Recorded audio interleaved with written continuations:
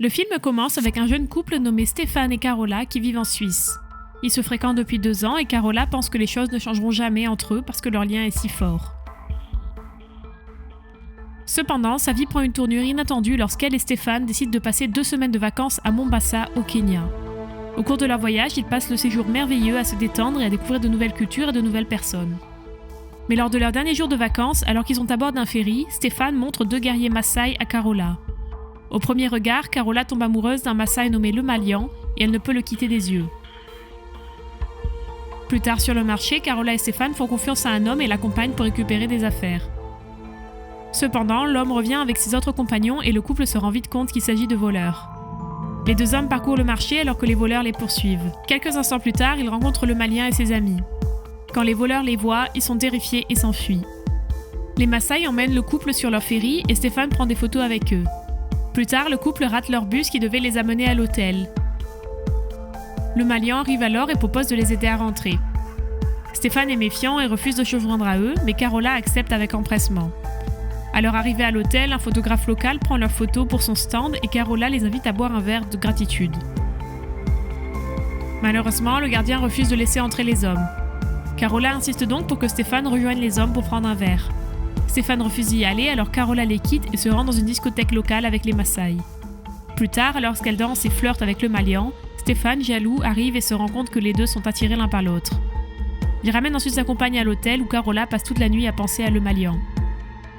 Le lendemain matin, Carola trouve sa photo avec le Malian dans le stand et décide de la garder. Même sur le chemin de l'aéroport, elle continue de penser à lui. À la dernière minute, Carola informe Stéphane qu'elle ne reviendra pas et qu'elle souhaite désormais rester avec le Malian. Bien entendu, Stéphane est indigné et ne comprend pas son brusque changement d'avis. Il lui dit qu'elle ne veut que coucher avec le Malian. Mais Carola prétend qu'elle est amoureuse. Réalisant qu'il ne peut pas faire changer d'avis à Carola, Stéphane décide de ne pas se mêler de sa vie et rentre seul en Suisse. Carola se dirige ensuite vers la discothèque où ils se sont rendus la veille au soir. Alors qu'elle s'enquiert de le Malian, son ami l'informe qu'il est déjà retourné vers sa ville natale. Il décrit ensuite à Carola l'itinéraire où elle pourra acheter des billets pour s'y rendre. Après 13 longues heures de voyage, Carola arrive dans le village où elle rencontre une femme européenne nommée Elisabeth. Elisabeth accueille Carola et lui dit qu'elle est également mariée à un Kenyan. Elle dit que les Maasai vivent non loin de là. Cependant, elle essaye d'avertir Carola qu'il n'y a aucun signe de civilisation moderne là-bas et qu'il lui sera difficile de s'adapter. Elisabeth explique que leur société est un peu arriérée et lui demande de reconsidérer sa décision. Carola, quant à elle, semble avoir fait son choix et refuse de changer d'avis. Cependant, selon la coutume, Carola ne peut pas s'y rendre seule puisqu'un homme doit venir la chercher.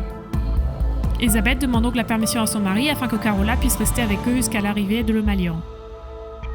Quelques jours plus tard, le Malian apprend pour Carola et vient à sa rencontre la nuit. Il l'emmène ensuite discrètement à l'hôtel où lui et ses amis séjournent. Après que son ami ait quitté la pièce, le Malian lui fait alors l'amour agressivement, ce qui déçoit Carola. Le lendemain matin, Carola est assise seule et remet en question sa décision quand le Malian s'approche et l'invite à l'accompagner.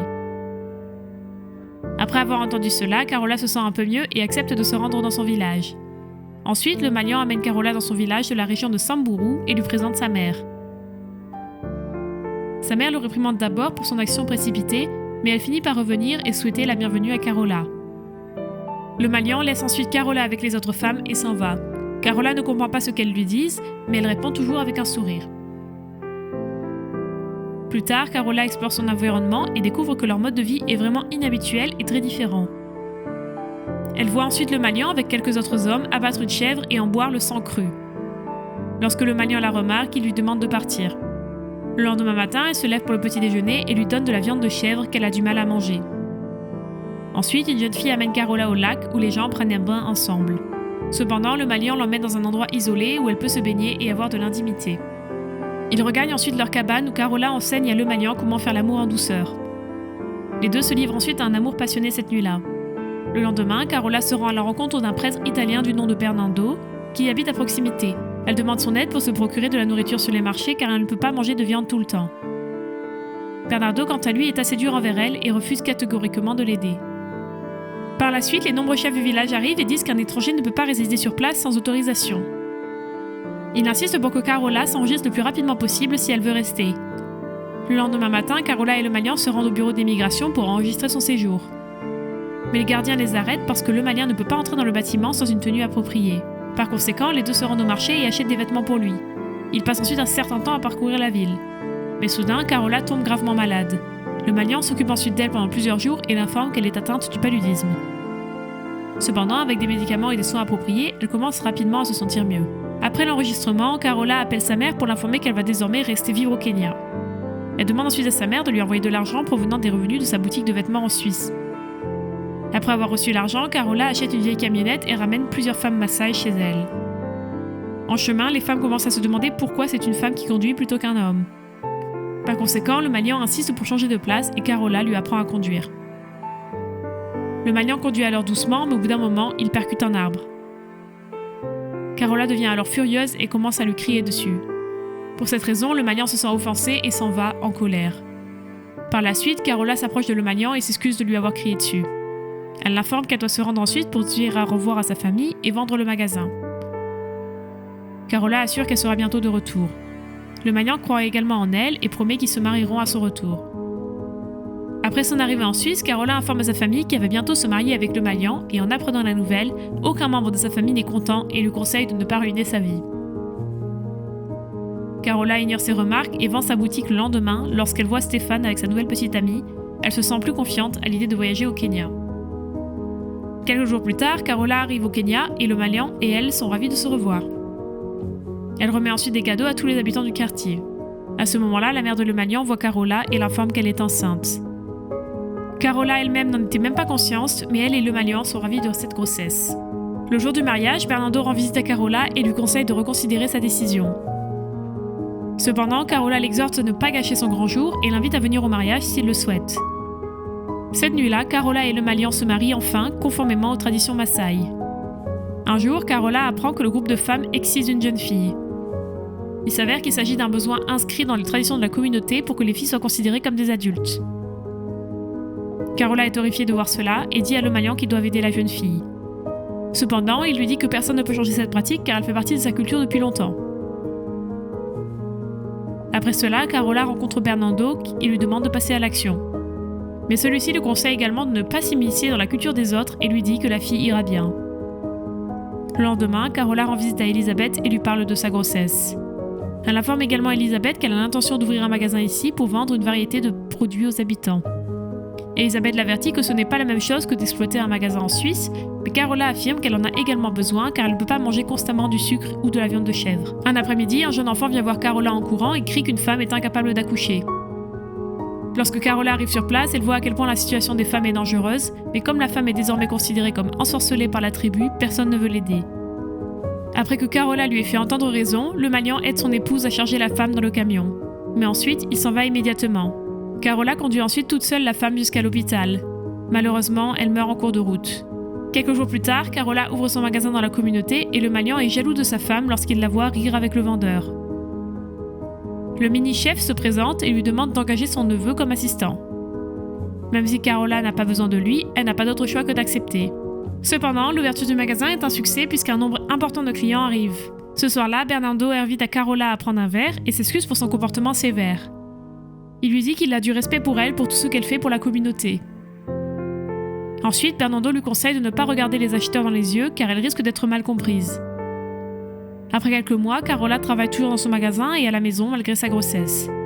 À ce moment-là, le Malien entre dans le magasin et se met à crier, prétendant que son amant était là il y a quelques secondes à peine. Il l'accuse même d'adultère, affirmant que le bébé n'est pas le sien. Mais Carola s'en va silencieusement. Cette nuit-là, la mère de le Malien le réprimande et lui demande de s'excuser auprès de sa femme. À contre-cœur, il s'excuse ensuite auprès de Carola, ce qui la fait se sentir mieux. Cependant, elle ne se rend pas compte que ces difficultés ne feront que s'aggraver dans les prochains jours. Le lendemain, le mini-chef arrive au magasin et demande à Carola de donner de la nourriture à crédit. Lorsqu'elle refuse, il affirme que le Malian fait toujours crédit à beaucoup de personnes. Carola découvre rapidement que, pendant son absence, le Malian a distribué des produits à crédit à ses voisins et à ses proches, leur faisant perdre beaucoup d'argent.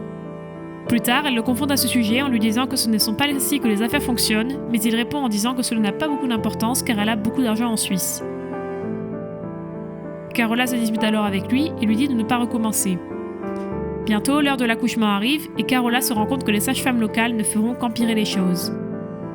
Bernardo prend ensuite ses dispositions pour qu'elle prenne l'avion pour l'hôpital universitaire de Kenya à Nairobi.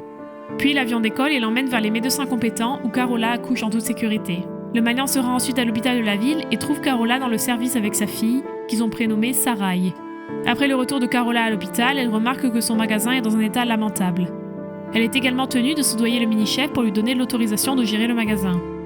Après cela, elle arrête complètement de vendre des produits à crédit. Dans le même temps, Carola licencie également le neveu du mini-chef qui ne fait aucun travail à part voler. Plus tard dans la nuit, le neveu du mini-chef se rend chez Carola pour se venger. Il essaie de la poignarder, mais le maniant arrive à temps et renverse le garçon. Dans la matinée, le juge local décide que Carola doit donner 2 chèvres au mini-chef en compensation du licenciement de son neveu. Le mini-chef, quant à lui, doit lui donner 5 chèvres en compensation pour avoir tenté de la tuer. Carola est très contente de cette décision, mais le maniant est en colère et pense qu'en faisant paître les chèvres de sa femme, il a totalement perdu sa virilité. Après un certain temps, Carola et le maniant déménagent dans une nouvelle maison pour se rapprocher du magasin. Le maniant est toujours jaloux et il s'en prend aux clients, affirmant que chacun d'entre eux est l'amant de sa femme. Malgré les objections de Carola, le maniant ramène sa fille au village. Cette nuit-là, il jette le fœtus d'une chèvre ayant fait une fausse couche sur le sol et crie que l'animal a perdu son petit à cause des trahisons de Carola. Le maniant bat alors sa femme pour la première fois, ce à quoi elle répond en le frappant en retour. Il commence alors à se battre, mais d'autres hommes arrivent à temps et l'emmènent. Le lendemain matin, le maniant coupe ses cheveux longs, change de vêtements et entre dans le magasin de Carola où il lui demande si elle le respecte maintenant. Il remarque alors Bernardo et commence à l'accuser d'être l'amant de Carola. Elle réalise alors qu'elle ne peut plus vivre comme ça. Par la suite, elle informe à son mari qu'elle souhaite se rendre en Suisse pendant quelques semaines afin de présenter à ses parents leur petite fille. Le lendemain, Carola et sa fille sont escortées par toute la tribu alors qu'elles font leurs adieux. Au bureau des visas, le maniant hésite à donner son autorisation pour que son enfant soit amené à l'étranger. Cependant, alors que Carola et sa fille montent dans le bus, il signe le document et se rend compte qu'elle ne reviendra jamais. Carola retourne ensuite avec sa fille en Suisse, où elle vit encore aujourd'hui.